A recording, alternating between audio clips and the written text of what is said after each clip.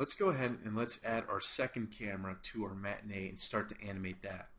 So if I come over here, this is the second camera that I created, and I'm going to lock my viewport to this actor. And what I want is for this one to start off with the statue on the left side of the shot, and then we're going to move this to the left and have the finish with the statue on the right side of the shot. Okay, so we're going to start off about here. I think that'll look pretty cool. So let me unlock my view from that actor. So with this second camera selected, let's jump back into the Matinee. And to add a second camera is just like we saw before. With the camera selected in the viewport, we're going to right click. We're going to create a new camera group. Very important to rename this stuff and keep it organized. So we're going to set it to camera 2. We have a first keyframe right here. What we want to do is we want to set up a second keyframe. So basically, how long should it take for this camera to pan across? Well,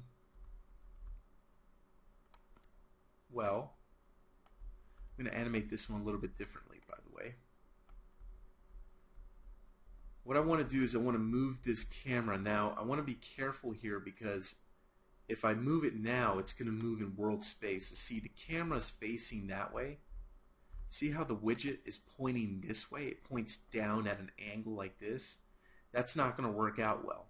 So what I need to do is change this from world space to local space. So now the camera is going to move correctly. Now if I take the camera and move it like this, it's going to move to the right position. Okay, cool. So let me move that back to where it was. Alright, so let's jump in here, and I'm going to move ahead, say 4 seconds, just like the other one, just to see what we end up with.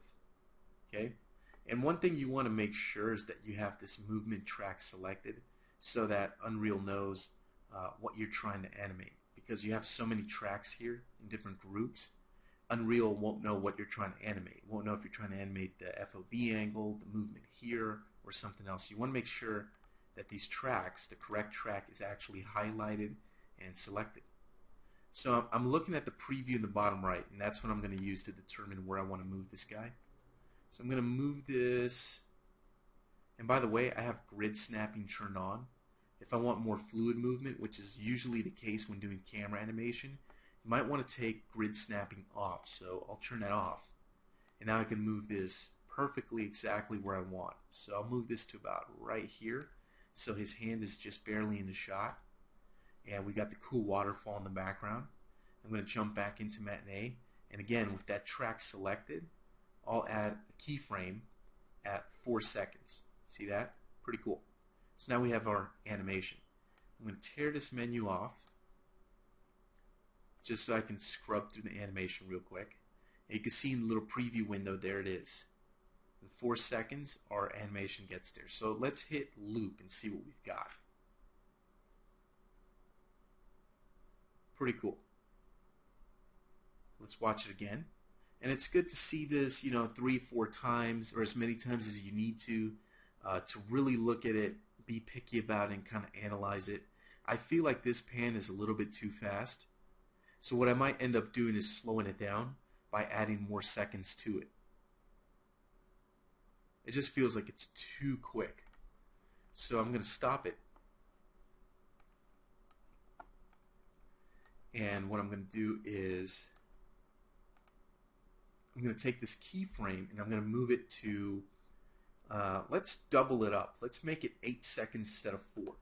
And I can actually right click on the keyframe itself and click on set time, and I can set the new time automatically, so I don't have to click and drag this and try to move it perfectly into position. I can actually select an exact second as to where I want it. So if I wanted this, say, at 8.5 seconds, I could just do 8.5, etc., etc. So it's pretty useful. Okay, cool. I'm going to set my looping to just past it so I can see how this looks when I start to loop this. So let's hit loop. You can see it's a lot slower now, but it's not too slow. I'm actually liking the way that that looks. Yeah, it's kind of cool. I'll watch it a second time. Yeah, that's looking pretty neat. We even got these cool particles coming in from the top of the camera, which looks pretty interesting. Pretty cool stuff. I love Unreal 4. Yes, I do. Alright, so we're going to stop that. Cool. Let me close this, and I'm going to save. Always a good idea to save no matter what you're doing. Okay, pretty cool. So we've got camera 2 set up. Alright, I'm going to go ahead and let me see if there's anything I want to do with this Matinee before I end this video and move on to the next one. No, this looks pretty cool. I'm going to leave it alone. Sometimes simpler is better. I'm not going to animate the FOV or any of that stuff. Sometimes keeping things as simple as possible looks the best. Alright, cool. So I'm going to leave it as is. I'm going to go ahead and end this video, and in the next one we'll work on camera number 3.